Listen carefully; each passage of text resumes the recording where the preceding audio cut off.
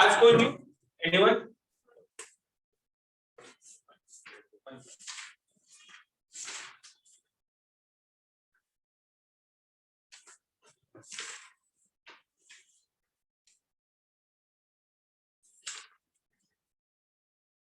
सो last lecture को थोड़ा 5 minute revise करेंगे और कंटिन्यू करेंगे आज का lecture. So first 5 to 10 minutes revision of last lecture, तो बेटर करेगा, न्यू स्टूडेंट्स को भी अच्छा लगेगा और थोड़ा कल का लेक्चर अपने का रिवीजन भी हो जाएगा। फाइन।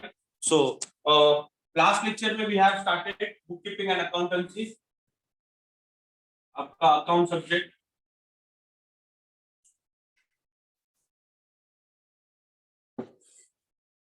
तो ये लेवल पे थोड़ा मीनिंग और सिंपल होना चाहिए। तो फर्स्ट ऑफ ऑल जो सब्जेक्ट आप पढ़ने वाले और जिसका नाम है अकाउंट, जिसका नाम है अकाउंट, उसका मीनिंग बहुत सिंपल है बेटा।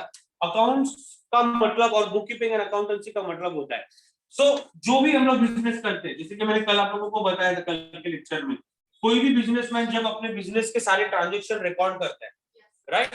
जब मैं अगर बिजनेस कर रहा हूँ, तो मैं डेफिनेटली कुछ खरीदेगा कुछ बेचेगा। जब तक मैं खरीद के लाएगा नहीं तब तक बेचेगा कैसे? बहुत ऑब्वियस है। जब मैं किसी से सामान खरीदेगा मुझे रिकॉर्ड रखना चाहिए, और जब मैं किसी को सेल कर रहा हूँ तभी भी मुझे रिकॉर्ड करना चाहिए। सो इट मींस दैट मैं बाय कर रहा हूँ, मैं सेल कर रहा हूँ, इसका मतलब मैं अपने बिजनेस के सारे ट्रांजेक्शन में प्रॉपर्ली रिकॉर्ड कर रहा हूँ, और उसको रिकॉर्ड करना मतलब ही book keeping and accountancy, right. तो बुक कीपिंग एंड अकाउंटेंसी का मतलब होता है bookkeeping means keeping a record of all the business transaction in a systematic way, it is called bookkeeping। जो भी बिजनेसमैन अपने बिजनेस के रिकॉर्ड प्रॉपरली बुक्स के अंदर रिकॉर्ड करता है, मेंटेन करता है, उसी को हम लोग बुक कीपिंग है।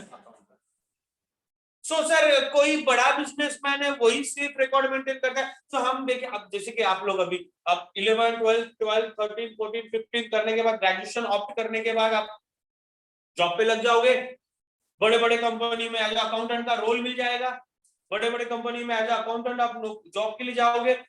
सर तो मेरे कंपनी में मुझे बड़ा सा ऑफिस मिला है, मुझे डेस्क मिला है, मुझे लैपटॉप मिला है, जहां पर मैं अपने कंपनी के अकाउंट में मेंटेन करती हूँ। इसका मतलब सिर्फ बड़ी ऑर्गेनाइजेशन, बड़ी कंपनी, बड़े बिजनेसमैन सिर्फ रिकॉर्ड मेंटेन करते हैं? नहीं।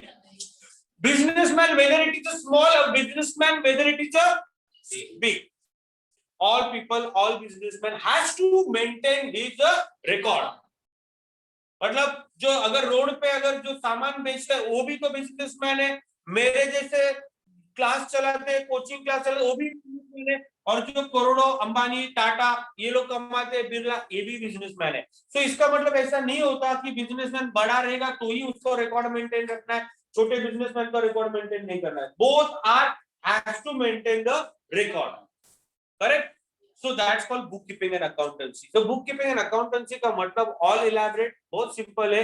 जो बिजनेसमैन अपने बिजनेस के सारे ट्रांजैक्शन प्रॉपरली रिकॉर्ड करता है, प्रॉपरली मेंटेन करता है, सिस्टमेटिकली तरीके से मेंटेन करता है, उसी को हम लोग बुककीपिंग एंड अकाउंटेंसी कहते हैं। लास्ट लेक्चर में मैंने एक क्वेश्चन कराया था तुम लोग को जिसका नाम था importance of bookkeeping. Importance of bookkeeping, इसके फायदे क्या है, यस और नो, यही क्वेश्चन था शायद।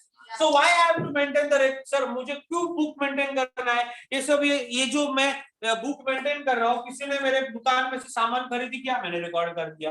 किसी ने मेरे दुकान में से सामान ये 150 का लेके गई, जिसने 2 टी शर्ट लेके गया, मैंने रिकॉर्ड किया। ये मैंने मेंटेन कर रहा हूँ ना, बुक मेंटेन कर रहा हूँ। Why I have to maintain the record? Reason, पहला पॉइंट था रिकॉर्ड, याद आ रहा है?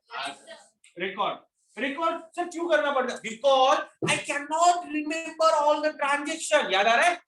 I cannot remember all the transaction every time, so that's why I have to maintain the record। क्योंकि जैसे कि मैं पूरा रिकॉर्ड कितने साल का होता है? 1 ईयर। कितने साल का होता है? 1 ईयर। तो 1 साल 6 महीने पहले अगर मेरे दुकान में से सामान लेके गया रहेगा तो मुझे याद रहेगा? नहीं याद रहेगा। मेरी मेमोरी इतनी शार्प नहीं है, मैं इतना याद नहीं रखता हूँ। दिन में 100 लोग आते हैं मेरे दुकान में, मैं किसके किसके चेहरे पहचानूंगा? उससे अच्छा मैं क्या करेगा? Record. So it means that I cannot remember all the transaction. I cannot remember all the transaction. That's why I maintain the record। Point number 1 था। उसके बाद दूसरा पॉइंट क्या था? फाइनेंशियल इंफॉर्मेशन, बराबर। सर ये रिकॉर्ड मेंटेन करने से एक बेनिफिट क्या मिलता है? I will get the financial information about my business, मुझे मेरे बिजनेस की फाइनेंशियल इंफॉर्मेशन मिलती है। सर कैसे? बहुत ऑब्वियस है, मेरा बिजनेस में पूरा साल में खर्चा करेगा, खर्चा करने के बाद देखो मैंने यहाँ पर एक नोट रखा, एक पेज लिया, पेज को दो भाग में डिवाइड किया, डिवाइड करने के बाद ये कॉलम मेरा कौन सा है? एक्सपेंसेस का, ये कॉलम मेरा कौन सा है? इनकम का है। तो मेरे को जितना पैसा आया मैंने यहाँ पर रिकॉर्ड किया, 2 लाख रुपया मुझे आया। मैंने खर्चा कितना किया? 1,50,000 रुपया मैंने रिकॉर्ड किया। तो 1,50,000 मेरा एक्सपेंसेस था, वो 2 लाख रुपीज मेरा इनकम था। तो मुझे कितना बिजनेस में प्रॉफिट हुआ? 2 लाख मुझे आया, 1.5 लाख मैंने खर्चा किया। तो how much profit is my business? 50,000 is my profit, yes और नो? तो 50,000 मेरा प्रॉफिट हुआ, मुझे किसके वजह से पता चला? बुक कीपिंग के वजह से। तो इफ आई डोंट मेंटेन, मैं अगर मेंटेन नहीं रखता तो मुझे कैसे पता चला कि मेरे बिजनेस में कितना मैंने प्रॉफिट कमाया और कितना मुझे लॉस हुआ? सो जब मैंने एक्सपेंसेस प्रॉपर्ली मेंटेन किए, जब मैंने इनकम प्रॉपर्ली मेंटेन किया, रिकॉर्ड मेंटेन किया, तब एंड ऑफ द ईयर मुझे पता चला, I came to know that कि whether my business into the profit और whether my business into the loss. So it means that bookkeeping के वजह से I will get the financial information about my business. Point clear? Record financial information. Point number 3 था decision making.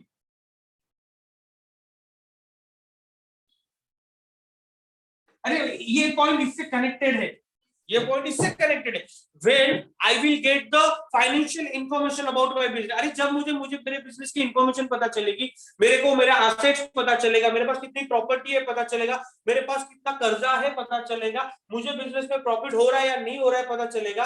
अच्छा अगर सुबह मान लो ये डिसीजन मेकिंग, ये मैं हूं, ये मेरा बिजनेस शॉप है, ये मेरा पहले साल का profit, first year how much are you? आपको मैं क्वेश्चन पूछेगा, उसका आप आंसर देना। मुझे एक डिसीजन लेना है, मेरे बिजनेस को कितना साल कंप्लीट हुआ? 5 इयर्स। पहले साल का प्रॉफिट आपके सामने, मैं 5 साल के बाद बिजनेस कंटिन्यू करूं या नहीं करूं, मुझे डिसीजन लेना है। आप मुझे हेल्प करो तो पूरा स्टोरी सुन लेना। क्वेश्चन समझ में आया? मुझे 5 साल के बाद इस बिजनेस को कंटिन्यू करना चाहिए या नहीं?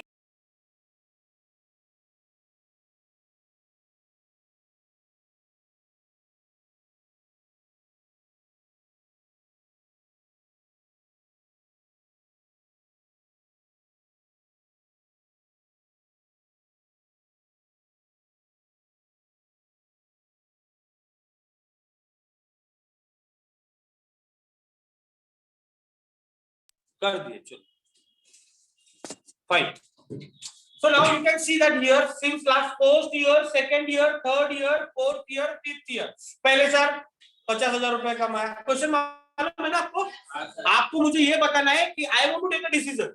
You said that book maintain करने के वजह से businessman can take any decision about his business. तो आपको प्रूफ करके दिखा दो, मेरा first year profit, second year profit, third year profit, fourth year loss, fifth year loss. Now you tell me that मुझे ये बिजनेस कंटिन्यू करना चाहिए या बंद करना चाहिए? बंद करना चाहिए। कैसे डिसीजन लिया? Because I am facing loss. So और ज्यादा नुकसान होने से अच्छा मैं बंद कर देता हूं। तो आपने डिसीजन लिया ना, you are the businessman, you have taken the decision but on the basis of financial information. जब मैंने अपना रिकॉर्ड मेंटेन किया था तभी तो आप डिसीजन ले पाए ना, अदरवाइज कैसे लेते थे decision? So that's why book keeping is help us to make a decision about the business. Proof हो गया ये तो। नेक्स्ट पॉइंट नंबर 4 क्या था? कंट्रोलिंग था।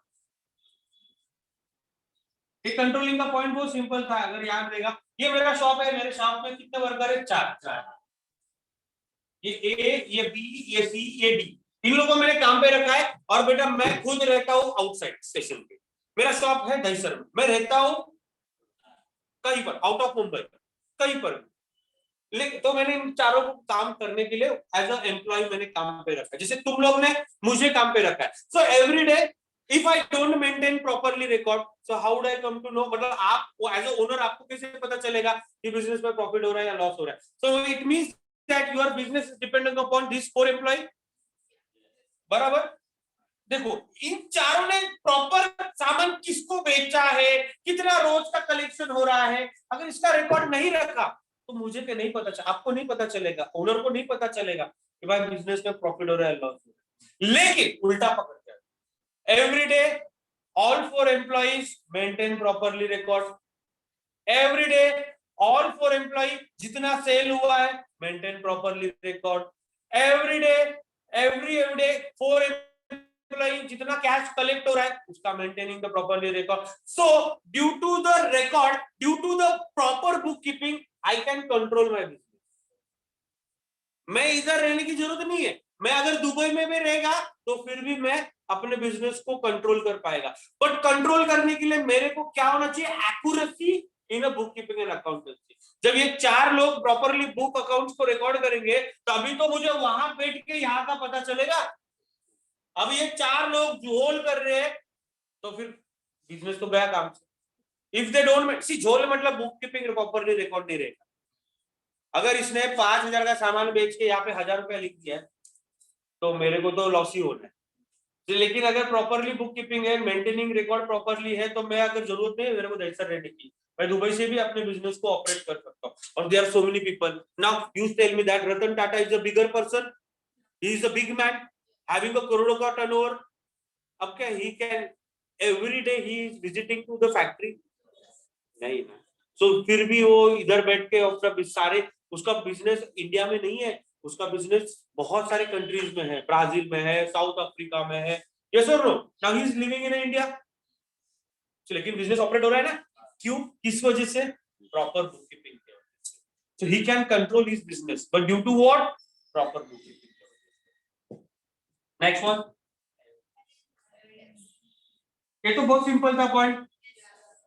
जैसे 2 पार्टनर बिजनेस कंटिन्यू कर रहे हैं, दोनों पार्टनर के बीच में फ्यूचर में जाके प्रॉफिट शेयरिंग के ऊपर झगड़ा होता है। जैसे कि मैंने जब बिजनेस स्टार्ट किया था तो ए और बी दोनों ने बोला था कितना परसेंट प्रॉफिट शेयर करेंगे? 50-50%। लेकिन इन फ्यूचर दोनों में झगड़ा हो गया और बी बोल रहा है कि मेरे को 70% प्रॉफिट चाहिए और तेरे को मैं 30% देगा, तो 30 ये रेडी होगा क्या उसके लिए? नहीं होगा। तो शायद दोनों में डिस्प्यूट हो जाएगा, झगड़ा हो जाएगा, बस तो बाद में केस कोर्ट तक चला जाएगा। लेकिन जब हम लोग ने प्रॉपर बुक कीपिंग किया होता, मतलब तो किया है ऐसे मान लेते, पार्टनरशिप डीड है, मेरे पास एग्रीमेंट है, मेरे पास सारा रिकॉर्ड है, तो फिर मुझे कितना मिलना चाहिए लीगली? बराबर। So book keeping we can use as evidence, book keeping we can use as a proof in a future reference. मतलब फ्यूचर में आप लोग बुक कीपिंग को as a proof, as evidence use कर सकते हैं, राइट? जैसे कि एक दुकान से मेरे, देखो अब मैं अपना बताऊं, मैं दुकान में गया, एक टी शर्ट टी शर्ट का प्राइस कितना था? 500 रुपये।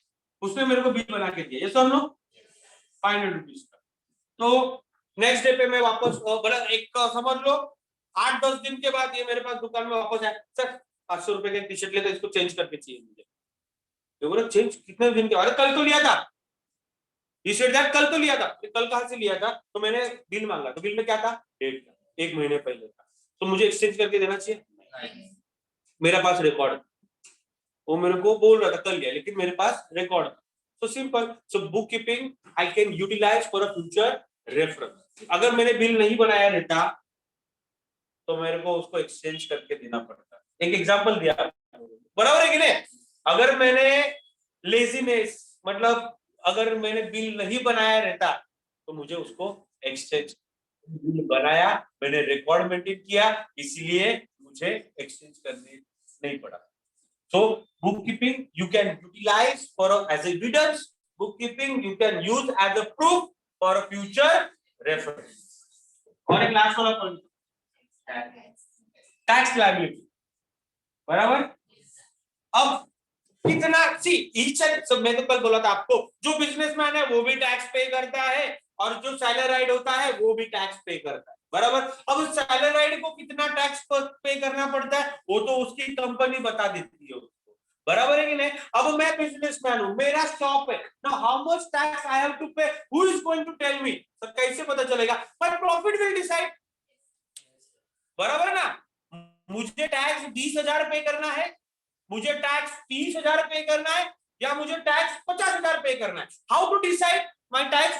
चलो आप लोग सोचो, आपको फ्यूचर में अगर टैक्स पे करना है तो टैक्स क्यों कौन से बेसिस पे फाइनल होगा? अरे भाई मैं जितना प्रॉफिट कमा रहा हूं उसी के ऊपर टैक्स, मैं प्रॉफिट ही नहीं कमा रहा हूं तो टैक्स किस चीज का? बात तो सिंपल हो। तो टैक्स लायबिलिटी डिसाइड करने के लिए, टैक्स कितना पे करना है डिसाइड करने के लिए we know the book keeping and accountancy. जब मैं प्रॉपरली मेंटेन रखेगा, जब मुझे मेरा प्रॉफिट पता चलेगा तभी तो मैं टैक्स पे करेगा, बराबर है ना? और प्रॉफिट मुझे किससे पता चलेगा? जब मैं प्रॉपरली अकाउंट मेंटेन करेगा। यस और नो?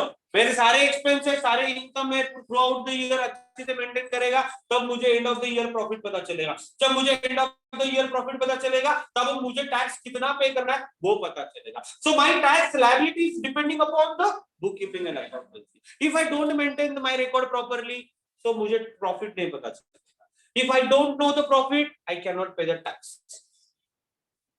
सिंपल था, एक कनेक्टेड था।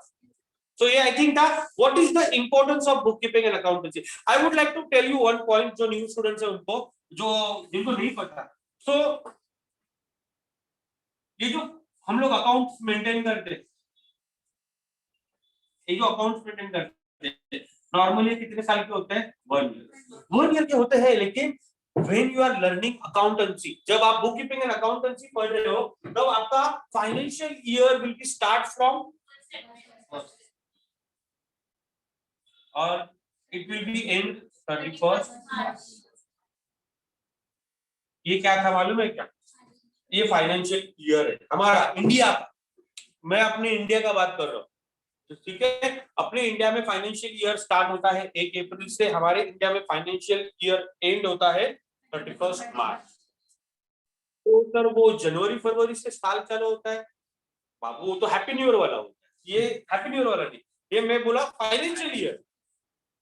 जब आपको एक बात बताओ, अब जो अभी मार्च तो गया, रिसेंटली चला गया ना, तो अब नेक्स्ट मार्च में याद रखना, नेक्स्ट मार्च में जब फाइनेंशियल ईयर एंड होता है ना, जब 1 अप्रैल से लेकर 7 अप्रैल तक न्यूज़पेपर या टेलीविजन आप देखते रहेंगे, तो टेलीविजन पे होने दो या न्यूज़पेपर पे सारे प्राइजेस डिस्कस होते हैं। गैस का प्राइस कितना होता है, मतलब आपका इलेक्ट्रिसिटी का प्राइस, मतलब जो प्राइजेस बढ़ने रहते हैं या प्राइजेस घटने रहते हैं।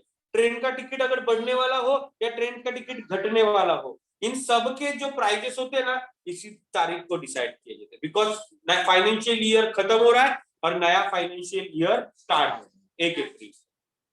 और आप नोटिस करना, ये 1 अप्रैल से लेकर 7 अप्रैल तक सारे गवर्नमेंट बैंक्स भी बंद होते हैं। क्योंकि इसलिए क्योंकि पूरा साल भर उन्होंने भी काम किया रहता है, तो उनके अपने रिकॉर्ड अपडेट करने पड़ते हैं ना। साल खत्म हो गया ना उधर, क्योंकि वो दिसंबर में साल नहीं खत्म होता। सर मैं तो 31 दिसंबर को मस्त किया, पार्टी किया। अरे वो साल नहीं था भाई, वो तो अपना नहीं है, वो किस मतलब वो ओवरसीज कंडीशंस का है। मतलब आउटसाइड इंडिया में जो लोग रहते हैं उन लोग का साल वो खत्म। हम लोग तो सेलिब्रेट करना जानते हैं, हम लोग को तो बहाना चाहिए सेलिब्रेशन करने का। तो वी पीपल लाइक दिस, तो हम लोग को तो अरे यार 31 है पार्टी, तो हम लोग को तो पार्टी करने का बहाना चाहिए। सो हमारा साल कब चालू होता है? Financial year. फाइनेंशियल ईयर कब चालू होता है? 1 और साल खत्म होता है 31 मार्च। तो आप लोग अकाउंटेंट स्टूडेंट्स हो, अगर आपको किसी ने नींद में भी पूछा कि भाई साल कब चालू हो रहा है, तो 1 अप्रैल को, क्योंकि next 5 years down the line, अगले 5 साल तक आप लोगों का साल इसी 1 अप्रैल से चालू होगा। ठीक है? What is exactly a financial year? Financial year, it means that where see you are maintaining the record since last 1 year. तो हमारा year जो है it will be start from 1st April. So I started maintaining my record from 1st April. Throughout the year I will maintain the record and my year will be end of 31st March. So this year basically in accounting language it is called a financial year.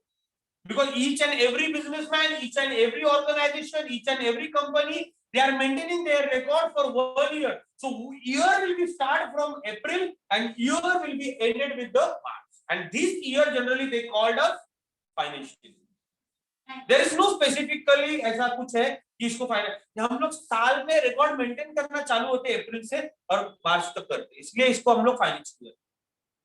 ठीक है? और it is applicable to all Indians. हमारे India में इन सब चीज के लिए एप्लीकेबल है। आप अपने पापा का इनकम टैक्स रिटर्न भी फाइल होता है ना, वो भी अप्रैल से मार्च तक की होता है। मतलब अगर मैं जॉब भी करता हूं तो मेरा financial year it will be start from April to March. मेरा कंपनी में मेरे ऑर्गन, एक अच्छा बात बताता हूँ आपको, अच्छी इंटरेस्टिंग चीज, मेरा अगर प्रमोशन भी होना है सर, मैंने 1 साल कंप्लीट हुआ, मेरा प्रमोशन कब होगा?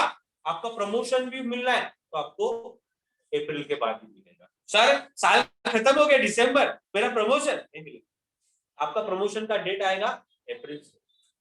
तो जब ये इसी को हम लोग फाइनेंशियल ईयर बोलते हैं, बिकॉज सारा पूरा साल का जो ऑडिट होता है, मतलब जितना हम लोग ने काम किया है इसको रिकॉर्ड हम लोग बनाते हैं, और रिकॉर्ड चेक करने के लिए बाद में, जैसे कि मेरा ये मेरा इंस्टीट्यूट है, मैं अपने इंस्टीट्यूट के रिकॉर्ड मेंटेन करता हूँ, और मुझे इसको रिटर्न फाइल करना होता है, इसको आईटीआर हम लोग इनकम टैक्स रिटर्न। तो ये इनकम टैक्स रिटर्न सबमिशन का जो डेट होता है ना, ये 31 मार्च के पहले करना होता है।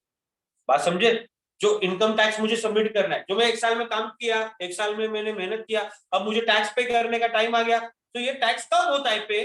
31 मार्च, उसका लास्ट डेट 31 एवरी ईयर 31 मार्च, राइट? तो जब ये सीए को डॉक्यूमेंट सबमिट करके, आपके पापा भी करते हैं, आपको शायद मालूम नहीं है, बस इतना ही पॉइंट है, आपको पहली बार सीख रहे हो इसलिए मैं आपको बता रहा हूँ, तो नया लग रहा है, ऐसा नहीं है, जुना ही है। आपके how many people are here जिनके fathers are not salaried, they are businessman, businessman, सब सैलराइड है बिजनेसमैन। सो पापा को जाके पूछ लेना करके, क्योंकि each and every businessman is maintaining the IT return, और आईटी रिटर्न का जो डेट खत्म होता है वो 31 मार्च का होता है, तो 1 अप्रैल से नया साल चालू होता है। That's why we are telling them financially, right? Next,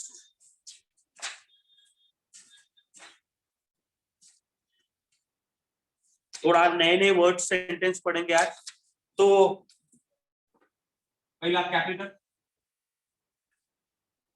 few new sentence,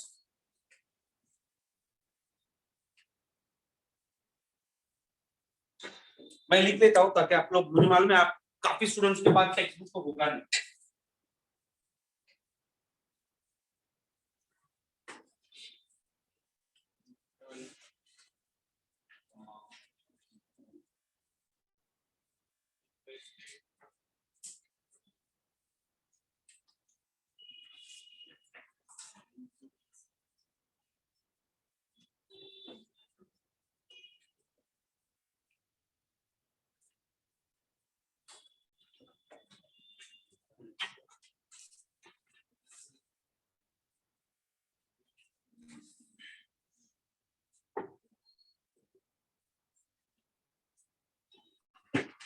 अच्छे, पहले तो अकाउंट तो पूरा साल पढ़ना है, लेकिन अकाउंट पढ़ते समय ना कुछ टर्मिनोलॉजी हम लोग को मालूम होनी चाहिए, टर्म्स, क्योंकि अभी जैसे कि immediately she has asked me what is the financial year, because she doesn't know.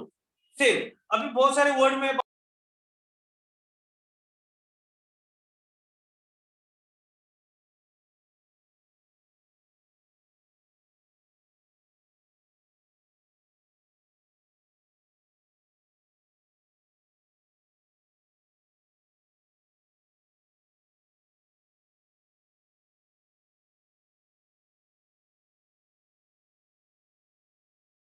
I am a businessman, business person, you can say that, right?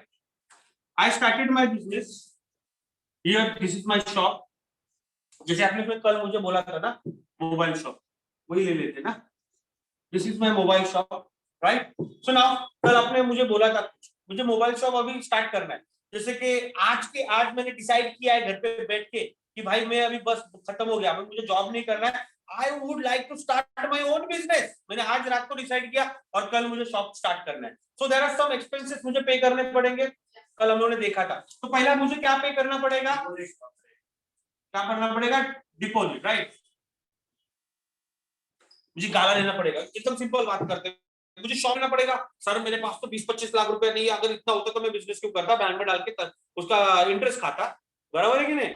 सीधी सी बात है। तो मुझे सर एक गाला लेना है, लेकिन मेरे पास पैसा नहीं है, तो भाड़े से तो ले सकता हूँ, भाड़े से तो ले सकता हूँ। तो मैंने गया उधर पूछने के लिए, वो बोला भाई 15,000 रुपीज रेंट है और आपको 1 लाख रुपया डिपॉजिट देना पड़ेगा। तो इट मींस दैट मुझे 1 लाख रुपए का अरेंजमेंट करना पड़ेगा। तो देखो मैंने 1 लाख रुपए का अरेंजमेंट किया, शॉप ले लिया। अब शॉप ले लिया, शॉप में तो कुछ नहीं था, सब खराब था, 1 साल से बंद था शॉप, तो उसको रिपेयर करना पड़ेगा। तो उसको कलर किया, पेंट किया। अब मुझे कौन सा शॉप डालना है? मोबाइल का। तो कुछ इंटीरियर तो डिजाइन तो बनाना पड़ेगा मोबाइल रखने के लिए। मालूम है अभी देखो उधर नया वाला मोबाइल का शॉप खुला है, ऐसे लगता है कि कोई स्वर्ग में आ गया। When you enter into the shop corner पे, वो बाटला देवी मंदिर के थोड़ा सा एकदम स्टार्टिंग में रोड अंदर घुसते देखो अभी इतना मस्त से डिजाइन किया है। सो इंफ्रास्ट्रक्चर करना पड़ेगा कुछ मोबाइल रखने के लिए, थोड़ा कांच को टेबल वेबल लाना पड़ेगा। तो उसके लिए समझ मान ज्यादा नहीं खर्चा करते अपन, 50,000 रुपीज एक्सपेंस किया, राइट। सो 1 लाख रुपीज का deposit, 50,000 rupees sum amount of, मेरे तो ज्यादा नहीं, मेरा बजट के हिसाब से कम था बजट, तो मैंने छोटा सा इंटीरियर, थोड़ा सा टेबल वेबल कांच वाच थोड़ा लगाया। अब 1.5 लाख रुपए मैंने ऑलरेडी इन्वेस्ट किया कि नहीं?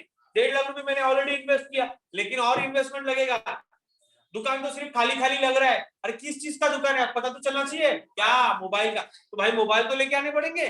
तो मैंने और 1,50,000 का इन्वेस्टमेंट डाल के मैंने कुछ सैमसंग के, कुछ वीवो के, कुछ ओप्पो के, ऐसे कुछ 15 20 या 25 30 ऐसा 50 मोबाइल लेके शॉप में ऐसे डिस्प्ले में लगा।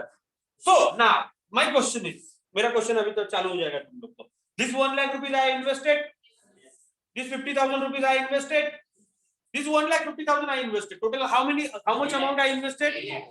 So these 3 lakh when I invested, मेरा बिजनेस चालू हुआ ना अभी? नहीं हुआ। पॉइंट इज दैट कहाँ चालू हुआ है? मैंने बिजनेस चालू करने के पहले बिजनेस में पैसा इन्वेस्ट किया है। Am I correct or not? Point यही था क्वेश्चन मेरा। देखो मेरा बिजनेस स्टार्ट हुआ है नहीं, 1 लाख रुपए डाला डिपॉजिट का। मेरा बिजनेस स्टार्ट हुआ है नहीं, किस चीज का था? इंफ्रास्ट्रक्चर, फिर भी मैंने पैसा डाला 1.5 लाख। मेरा बिजनेस स्टार्ट हुआ है नहीं, मोबाइल ही नहीं लाया तो स्टार्ट कैसे हुआ? मतलब स्टार्ट तो कब होगा? इधर खर्चा करने के बाद होगा, अब बिजनेस स्टार्ट होगा। लेकिन बिजनेस स्टार्ट होने के पहले कुछ अमाउंट मैंने बिजनेस में इन्वेस्ट किया कि नहीं? कितना किया?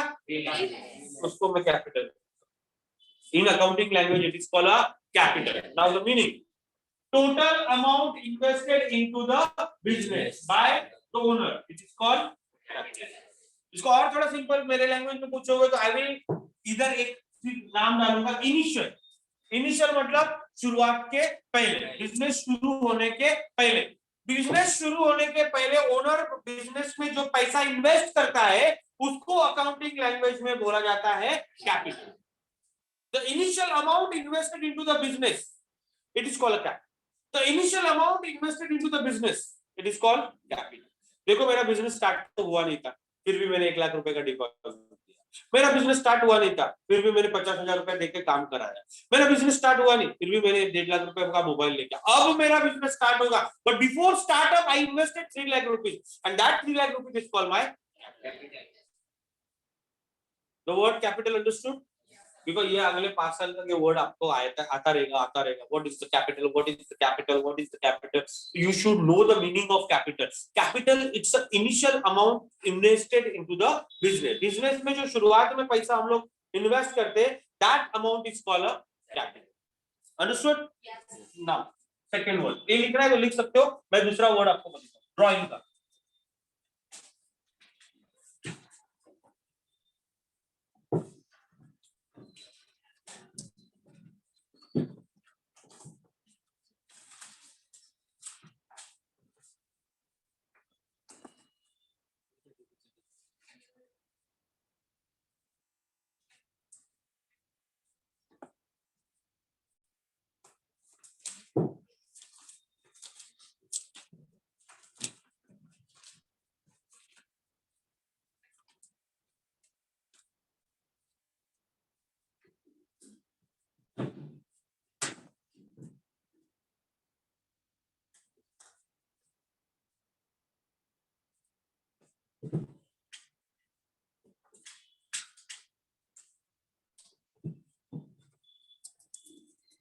यहाँ पे how many people from Shailendra?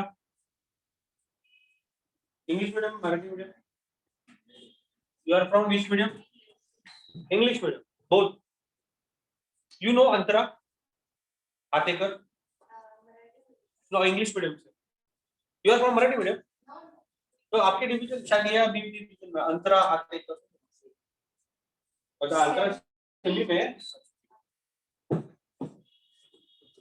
दिशा, अंतरा, बहुत सारे, what was they are attending science की lecture। आपके स्कूल के बहुत सारे ऑलरेडी फ्रेंड्स है वहां पर बैठे हुए, कंबाइन हो सकते हैं, I am not sure. You know Disha, कुछ अलग odd name, south Indian name. हाँ, Antarshree is there, so many people, Tanushree, she is there, two people are there. They opted science. How much percentage you are 90 plus कैसे कोई है यहाँ पर जो board में एक्सपेक्ट कर, अगर एग्जाम होता बोर्ड का 10th का, so how much people here those who are expected, expected 90 plus 90 up 90 good. ये हो गया, लिख के कंटिन्यू करो, टाइम वेस्ट नहीं करना अपने को। Next drawing.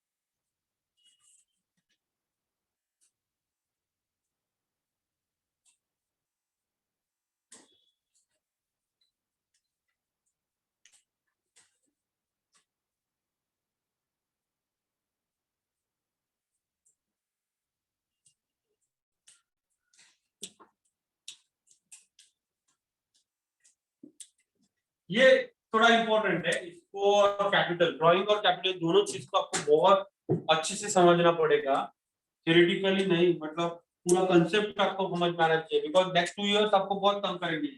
और पहले देख लो, समझ लो ताकि दे विल राइट। चलो ड्राइंग क्या होता है, मेरा ही एग्जांपल ले लेते हैं बिजनेसमैन का। This is my business, you can say that my shop. सुना, वन डे मेरा 1 साल 2 साल 3 साल साल बहुत सारे साल से बिजनेस चल रहा है। Now I am a businessman. Now one day I get a call from my house, मेरे घर से फोन आया मुझे, अच्छा काम पे मैं सवेरे आ गया, मस्त से शॉप भी ओपन किया, बैठा था, काम चल रहा था, 2-3 घंटा हो गया, मम्मी का फोन आया, किधर है, काम पे हो, ठीक है। फिर काम करना आते समय मेरा मोबाइल खराब हुआ है, मम्मी बोल रही मेरा मोबाइल खराब हुआ है, आते समय एक मोबाइल लेके आना अच्छा वाला 10,000 रुपए। मम्मी ने बोला मेरा मोबाइल खराब हुआ है, मतलब मेरा मतलब मम्मी का, my mom's mobile has damage due to any reason, तो मुझे बोला कि मेरे को नया वाला मोबाइल घर पे आते समय लेके आना। अभी घर से फोन आया तो word of I have to follow the order. तो मैं शॉप जब बंद हो गया तब मैं अपना दुकान से एक 10,000 का मोबाइल घर पे लेके गया, किसके लिए, मम्मी के लिए। It means personal use, it's personal use right, घर के पर्सनल यूज के लिए। एक एग्जांपल, दूसरा और एक एग्जांपल, खत्म नहीं हुआ। नेक्स्ट डे दोबारा 2-3 दिन हो गया, मम्मी को वापस से फोन आया, किधर है, मैं किधर हूँ, शॉप में, बैटरी खराब है, नया मोबाइल था, चल। तो फिर मेरे को बोली अरे तूने 1 महीने में पैसा नहीं दिया घर पे खर्च करने के लिए, राशन कहाँ से लाने का, हाँ इधर से, घर पे आते समय 10,000 और लेके आया, इसलिए राशन भरना, बच्चे का फीस पे करना है, मतलब अगेन। तो मैंने यहाँ पे गुड्स मतलब सामान लेके गया था, इसको गुड्स बोलते हैं मोबाइल को, और अभी वापस से मैं क्या लेके जा रहा हूँ, कैश। कितने का लेके जा रहा हूँ, इसलिए पर्सनल यूज की। अब आप एक चीज आप नोटिस किया, दोनों में एक कॉमन पॉइंट है, दोनों भी चीजें पर्सनल यूज के लिए जा रही है। दोनों कहां से कहां जा रही है, बिजनेस से जा रही है, घर पे जा रही है, right. So who is this guy, owner. अब सिंपल लैंग्वेज में ड्राइंग, सर ड्राइंग का मतलब मुझे पता है सर, क्या चित्रकला, that's drawing is different, this drawing is different. Account में ड्राइंग का language meaning little bit going to be change. Now what is the meaning, owner, थोड़ा हिंदी में बोलो उसके बाद ट्रांसलेट करो। ओनर अपने ही बिजनेस में से गुड्स और कैश, गुड्स का मतलब सामान या पैसा, ओनर अपने ही बिजनेस में से सामान या पैसा पर्सनल यूज के लिए अगर घर पे लेके जा रहा है तो उसको हम लोग बोलते हैं ड्रॉइंग, उसको हम लोग बोलते हैं ड्रॉइंग। ये आपको यहाँ पे लिखा हुआ है, द अमाउंट ऑफ कैश और गुड्स, कैश और गुड, पैसा या सामान, विड्रॉ मतलब अपने बिजनेस में से लेके जा रहा है ना, that's called, this is the withdraw, withdrawn from the business by the owner for a personal use, it is called a drawing. But if owner is a taking cash, if owner is a taking goods, cash or goods out of his own business for a personal use, it is called drawing. But owner अपने ही business में से cash या सामान घर पे लेके जा रहा है, पर्सनल यूज के लिए लेके जा रहा है, तो उसको अकाउंटिंग लैंग्वेज में बोला जाता है ड्रॉइंग। अंडरस्टूड? ड्रॉइंग का मतलब मैं, मतलब जैसे ये मेरा बिजनेस है, मैं अपने बिजनेस में से ये 2 बैंक घर पे लेके जा रहा हूँ, तो इट्स कॉल्ड ड्रॉइंग। कैश जो पिज्जा आया उसमें से घर पे पर्सनल यूज के लिए लेके जा रहा हूँ, मतलब बच्ची का स्कूल का फीस भरने के लिए या घर खर्च करने के लिए या हाउस का रेंट पे करने के लिए, पर्सनल यूज के लिए कैश या पर्सनल यूज के लिए गुड्स घर पे लेके जा रहा हूँ बिजनेस में से, तो उसको हम लोग बोलते हैं ड्रॉइंग।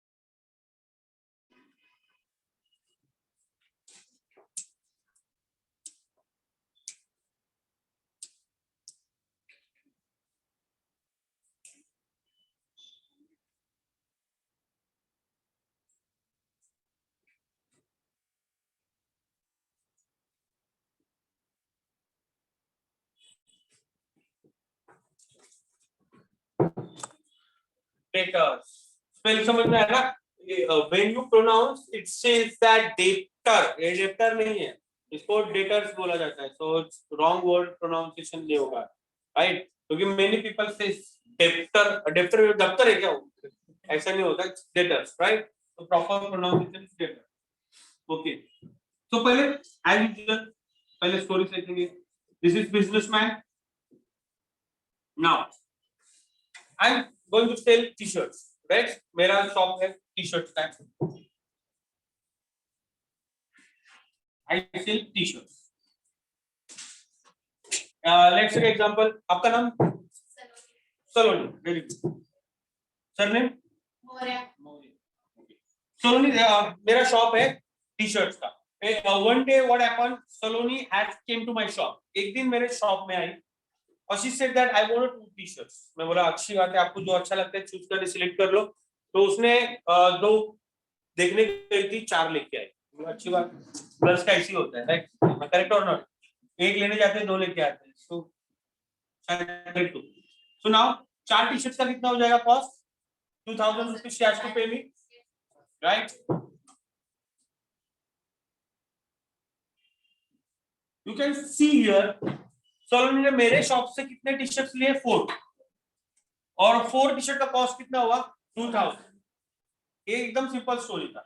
अब मैंने उसको बोला कि सलोनी 4 टी-शर्ट का 2000 रुपया हुआ, प्लीज आप पे कर दीजिए. बोली सर अभी पैसा है नहीं मेरे पास, I don't have money right now, आप प्लीज मुझे आज ये टी शर्ट्स दे दीजिए, मैं 1 महीने के बाद पापा का सैलरी हो जाएगा, सो मैं 10 तारीख को आपको 2000 रुपीज ला के दे, मैं पहचानता था सोनल को, तो फिर मैंने बोला ठीक है कोई बात नहीं, सो उसने टी शर्ट्स लेके गई, ठीक है, और she has committed to me, उसने मुझे प्रॉमिस किया कि she will make the payment after 1 month, but तो फिर स्टोरी में क्या था सर, स्टोरी में ये था कि एक ओनर ने, बिजनेसमैन ने अपने बिजनेस का कुछ सामान कस्टमर को उधारी पे दिया, अब उधारी पे दिया ये तो समझ में आया, सलोनी को अभी कौन किसको पेमेंट करेगा, Saloni is going to make a payment to businessman, right, तो सलोनी को बुक अब मुझे रिकॉर्ड रखना पड़ेगा, I have to maintain the record, अगर नहीं रखूंगा तो भूल जाएगा, ऐसे सब लोगों का आएगा उधारी पे लेके जाएंगे तो मेरा तो वैसे भी 2 महीने में बंद हो जाएगा, ठीक है, तो मैंने अपने बुक में रिकॉर्ड किया चालू कर, तो नाउ मेरे बुक में मैंने लिखा क्रेडिट नोट, तो मैंने किसको किसको दिया, तो मैंने यहाँ पर नाम क्या लिखेगा मालूम है क्या, यहाँ पे जो लिस्ट आएगी ना वो डेटर्स का है, और डेटर्स के अंदर मेरा पहला नाम रहेगा सोलोनी, तो डेटर्स मतलब that person who has to pay to the business, मतलब जो उधारी पे सामान लेके गया है, that person is called a debtor, now you can see here in English, a person who has to pay, a person who has to pay to the business, she has taken a सामान, उसने अपने दुकान से सामान, उसको अभी मुझे pay करना है ना, अ पर्सन, तो Saloni is my debtor, Saloni is my debtor, मेरी डेटर कौन है, Saloni, because she has to pay to me, right, so person who has to pay to the business for getting goods on a credit, उसने मेरे दुकान से सामान उधारी पे लेके गई, इसलिए she has to pay me, that person is known as a Saloni is my, क्योंकि उसने मेरे दुकान से उधारी पे क्रेडिट से सामान लेके, अब वैसे तो हम लोग भी दुकान में जाते हैं सामान लेते हैं, जैसे मेरे मुझे याद है, आई रिमेम्बर दैट मेरे पापा का सैलरी बहुत 10 तारीख को हुआ करता था, लेकिन मेरी मम्मी 1 तारीख को जो घर के आजू बाजू में जनरल स्टोर है उससे पूरा राशन 1 या 2 तारीख को लेके आती थी, और जो भी बिल हुआ करता था 4,000 5,000 3,000 वो 10 तारीख को रिटर्न दे देती, तो दुकानदार के लिए मेरी मम्मी हो गई डेटर्स, मेरे लिए डेटर सलून, तो बिकॉज अगर आप सब लोग ने मेरे दुकान से सामान लेके गए और मुझे प्रॉमिस किया है कि 1 महीने 2 महीने 3 महीने 4 महीने के बाद सर हम लोग आपको पैसा रिटर्न दे देंगे, तो आप लोग मेरे लिए सब कोनो, because you have to pay to the business, that's why you people called debtor, word debtor understood, because accounts आगे पढ़ने के लिए we should know the what is the capital, मैं अब आगे वर्ड यूज करेगा, कैपिटल इतना लाया, कैपिटल ड्राइंग मतलब इतना लेके गया, तो आपको पता नहीं चलेगा क्या लाया क्या लेके गया, मैं अगर वर्ड यूज करेगा डेटर ने इतना पैसा लेके गया, तो आपको नहीं पता चलेगा what is the debtor and what is the पैसा, right, that's why the terms before learning, पहले चैप्टर में सब आपको टर्म्स ही दिखाएंगे, अकाउंट्स का जो बुक कीपिंग का पहला चैप्टर है उसके अंदर आपको सिर्फ टर्म्स है, तो डेटर को क्या बोलते हैं, क्रेडिटर मतलब क्या होता है, कैपिटल मतलब क्या है, ड्राइंग मतलब क्या है,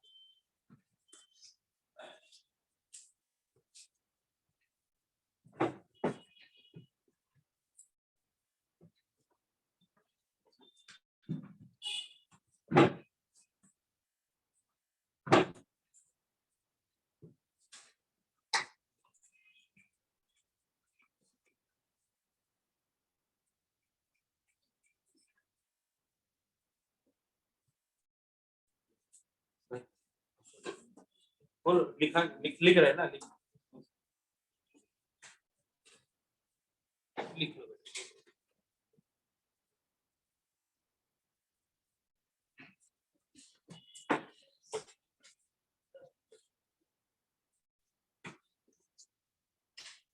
लो, अनम्यूट करता है,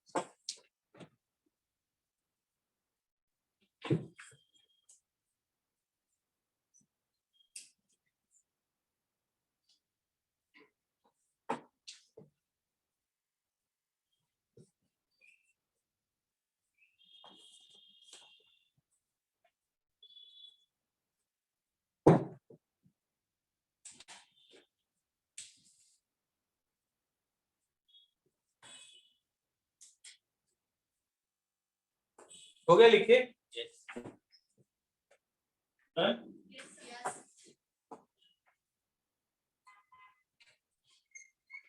हो गया। और getting goods on credit is known as a debtor. Now, debtor का opposite आता है creditor. So now let's have a look what is creditor. Again, simplification के लिए story बहुत ज्यादा easy होता है, तो story में सब कुछ समझ में आता है rather than teaching orally. Shop. This is businessman. दो चीज। अब मेरा, जैसे कि आपने बोला मेरा मोबाइल का शॉप है, यहाँ पर होलसेलर लेते हैं जरा, होलसेलर। आपका नाम सर? प्रथमेश। ठीक है, ही इज द होलसेलर। ये वीवो का ओनर, वीवो का होलसेलर। अब मेरे दुकान में मैं चाहता हूँ कि वीवो का ज्यादा मोबाइल सेल होता है, सो मोबाइल वीवो का ही रखेंगे, राइट। सो मैं बिजनेस स्टार्ट किया, मोबाइल दुकान ओपन वगैरह स्टार्टअप हो गया।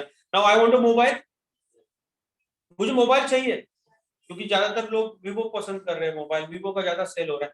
सो मैंने प्रथमेश के साथ कांटेक्ट किया, प्रथमेश को बोला कि बाबू मेरे शॉप में मुझे वीवो के आपके मोबाइल चाहिए। तो उसने बोला कितने चाहिए? मैं बोला 100 मोबाइल ले लो अलग अलग मॉडल के डिस्प्ले करने के लिए। सो ही सेड दैट कोई प्रॉब्लम नहीं। तो मैंने उसको बोला कि 100 मोबाइल का उसने बिल बना के दिया, 10 लाख रुपए कुछ होता है। मुझे प्रथमेश को कितना रुपए देना पड़ेगा? यस और no? But my initial phase है ना, मैं तो अभी स्टार्ट कर रहा हूँ। Maybe you people have, but I don't have that much of money to pay right now.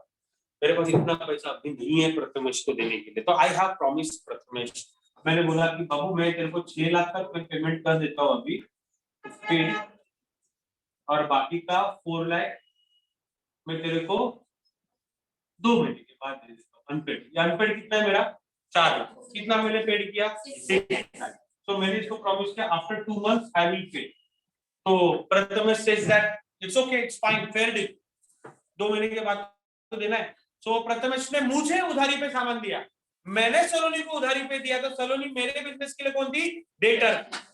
Now Prathamesh has given credit to me, मेरे बिजनेस के लिए उसने मुझे उधारी पे सामान दिया, तो मेरे लिए मतलब मेरे लिए अभी प्रथमेश बन जाएगा क्रेडिटर, बिकॉज मैंने उधारी पे सामान दिया। बिजनेस किसका है? मेरा है। उधारी किसने लिया है? मैंने। क्रेडिट किसने लिया है? मैंने। किसने लिया है? प्रथमेश। तो मेरे लिए अभी प्रथमेश कौन है? क्रेडिट। समझ में आया? That's story. नाउ ये तो सामान का हो गया। देख और एक स्टोरी ले लेते हैं। बिजनेस स्टार्ट करने के लिए as you said that 3 lakh रुपए की जरूरत है, मोबाइल सब एडजस्ट करने के लिए। मेरे पास इतना पैसा नहीं था, तो मेरा एक फ्रेंड था, आपका नाम? दीपक। तो दीपक ने मुझे 1 लाख रुपीज दिया। Simple example, Deepak has given 1 lakh rupees to me to start my business. एकदम सिंपल, ये कॉम्प्लिकेटेड नहीं चाहिए। दीपक ने मुझे 1 लाख रुपया दिया, हेलो सर आप एंजॉय करो। मैं बोला thank you very much sir, अब चलता है, बाय बाय। मुझे वापस चेंज करो दोबारा, पैसा तो ले लिया मैंने, अभी रिटर्न देना पड़ेगा क्या इसको? मुझे देना पड़ेगा, देगा क्या? Okay, so it means that बहुत सिंपल बात हो गया। 1 लाख रुपए मेरे को दीपक ने दिया उधारी पे। सो it means that he said that sir 6 महीने की जरूरत नहीं है, बट 6 महीने के बाद मुझे घर रहना, मुझे 6 महीने के बाद रिटर्न कर देना। So I said that promise. So it means that Deepak ने मुझे जो 1 लाख रुपया दिया है उधारी पे, जो मुझे 1 लाख के 6 महीने के बाद क्या करना है? रिपे करना है, रिटर्न देना। But so now Deepak has given me 1 lakh rupees on credit. So मेरे लिए दीपक कौन है? मेरे लिए प्रथमेश कौन है? रीजन, मुझे उनको पे करना है। मुझे दीपक को 1 लाख देना है, मुझे 4 लाख प्रथमेश को देना है, मुझे 2 लाख बैंक को देना है, क्योंकि मुझे पे करना है। Here a person to whom business has to pay for getting goods and services, it is called a, no, it is known as a business पे करना है। यहाँ पर मेरी जगह पे आप बिजनेस को डाल सकते हो, यहाँ पे वो ओनर में था ना, मतलब जिस पर्सन को बिजनेस को पे करना पड़ेगा उस पर्सन को हम लोग बोलते हैं क्रेडिटर। अभी मेरा बिजनेस को उस लोग दीपक को पे करना है, मेरे बिजनेस को प्रथमेश को पे करना है। सो मेरे लिए प्रथमेश और मेरे लिए Deepak both are become a creditor. अब मुझे सलोनी से लेना है, तो Saloni is become my debtor, क्योंकि मुझे उसको देना नहीं है, मुझे उससे लेना है। आप लोगों सबसे मुझे पैसा लेना है, तो आप लोग मेरे लिए कौन हो? डेटर। इन सबको मुझे देना है, तो ये लोग मेरे लिए, मतलब बिजनेस में अगर पैसा आ रहा है, आने वाला है तुम लोगों से, यू पीपल डेटर, और तुम लोग को मेरे को देना है, तो मेरे लिए लास्ट इसको मेरे रफ कर दिया ना, कोई बात नहीं।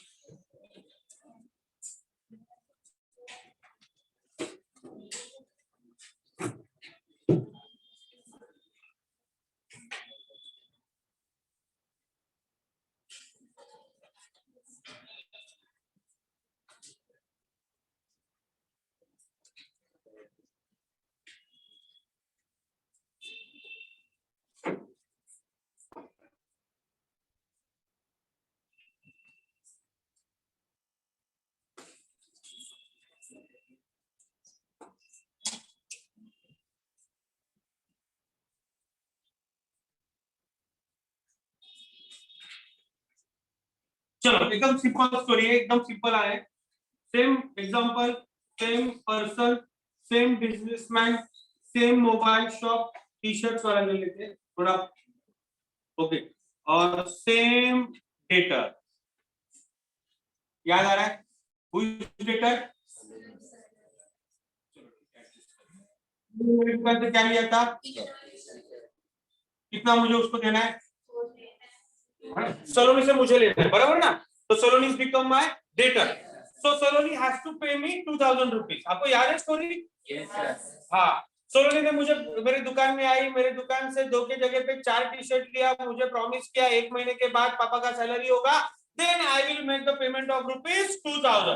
तो मैं सलोनी को पहचानता था, तो मैंने उसको बोला ठीक है कोई बात नहीं, आप 1 महीने के बाद मुझे पेमेंट करो। यस और नो?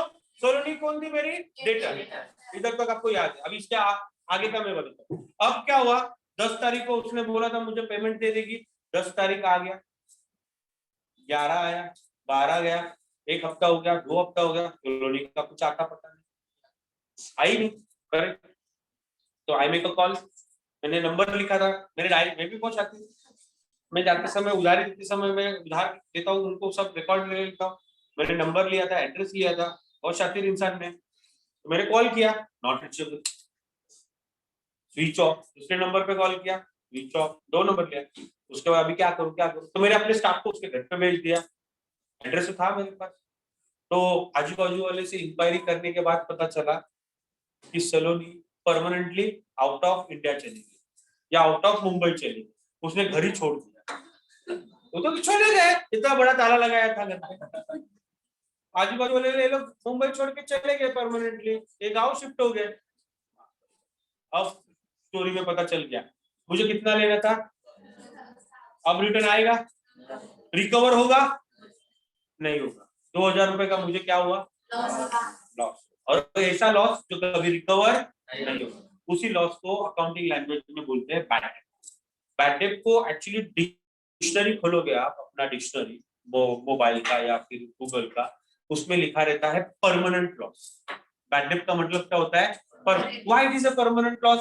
बिकॉज ये ऐसा लॉस है जो कभी रिकवर नहीं होगा, क्योंकि ये परमानेंटली घर छोड़ दी, क्योंकि ये शिफ्ट कहाँ हुई किसी को पता नहीं, आएगी नहीं आएगी किसी को पता नहीं है। 4 टी शर्ट लेके चली गई, शॉपिंग करने आई थी, 10 तारीख को देती वही चली गई। तो answer, bad debt means an irrecoverable amount from the debtor is known as a bad debt. Debtor से जो अमाउंट रिकवर नहीं होता उसको हम लोग क्या बोलते हैं? Bad debt. कुछ लोग देते हैं, कुछ लोग नहीं देते, जैसा होता है ना, ये तो प्रैक्टिकली पॉसिबल है, बिजनेस में होता ही है ना ये सब चीजें। जिनके पैसा लेना है कुछ लोग रिटर्न देते हैं, कुछ लोग रिटर्न नहीं देते। तो जो लोग रिटर्न देते हैं वो रिकवर हो जाता है, जिन लोग से रिकवर नहीं होता है उस अमाउंट को इरिकवरेबल लॉस या अमाउंट बैड डेट। तो ये था बैड डेट, ठीक है। सो आज के लेक्चर में हम लोगों ने 5 टर्म्स देखे। पहला था capital. Capital means it's a initial amount of money which is invested into the business, और इन्वेस्टेड इनटू द बिजनेस मतलब जो शुरुआत में बिजनेस में पैसा इन्वेस्ट करते हैं उसको कैपिटल। दूसरा drawing, goods or cash. If a proprietor taking as his own for a personal use, that's called a drawing. अपने ही बिजनेस में से कैश और सामान घर पे लेके जा रहा है, कौन? Businessman, owner, proprietor, for a personal use, it is called a drawing. तीसरा था डेटर, राइट? जिससे पैसा लेना है that person is called debtor. जिसको पैसा देना है that person is called creditor. Irrecoverable amount from the debtor, it is called bad debt. Understood? Yes, sir.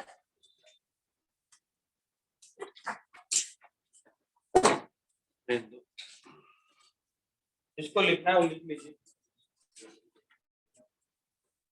और आई थिंक अब आपके लिए बेटर क्या होगा मालूम है, आपके पास नोट नहीं है तो मैं एक ग्रुप बनाया हूँ, शायद से आपको शायद मिलता नहीं है, मैसेज नहीं आया था. वो ग्रुप में मैं एवरीडे आफ्टर द लेक्चर में नोट सेंड करता हूँ.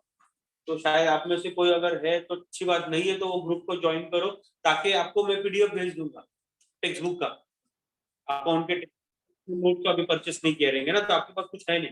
तो जो भी एवरीडे पढ़ाता हूँ ना, उसका नोट्स, बुक्स का पीडीएफ मैं आपको उस ग्रुप में सेंड कर दूंगा. और ग्रुप ज्वाइन करने के लिए आप ये नंबर पे मुझे क्या करो मालूम है, online students also please kindly please. अच्छा मैं नोट भेज दूंगा, कोई बात नहीं. ये है मेरा नाम और नंबर है 7400129565. ग्रुप ज्वाइन करने के लिए रेगुलर नोट्स और अपडेट और सारे सब्जेक्ट्स के पीडीएफ मैं आपको भेज दूंगा. तो ये साल भी आपको ऑनलाइन चलने वाला है, तो आपको पीडीएफ ज्यादा यूजफुल होगा ऑल सब्जेक्ट्स का. तो for joining the group kindly please take the my mobile number. और मैं आपको बोलता हूँ वहां पे मैडम को कि ग्रुप पेपर पे आपका व्हाट्सएप नंबर जो ग्रुप में ऐड करना है वो लेने के लिए, तो आपको ग्रुप में ऐड कर दो. ठीक है, एक 2 मिनट सिर्फ बैठ लेना. तो online students please kindly please note this. किसी को मुझसे कांटेक्ट करना है तो उसको नंबर मिल जाएगा.